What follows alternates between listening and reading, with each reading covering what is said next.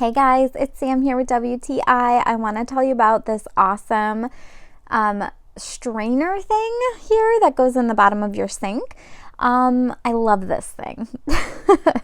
I have bought this multiple times for multiple apartments. I leave them when I've left an apartment and just gotten more. They're amazing. So one thing I really like about it is this part here is like silicone. This part's metal, so it's so easy to dump out whatever's in there. You can completely bump this out, knock out all that nasty stuff.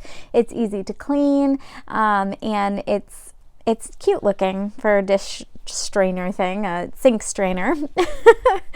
I just really like it. It's durable too, which is awesome. Like I said, I haven't had to replace them. I've just bought them when I've moved to new apartments. So I love these. Multiple purchases for me.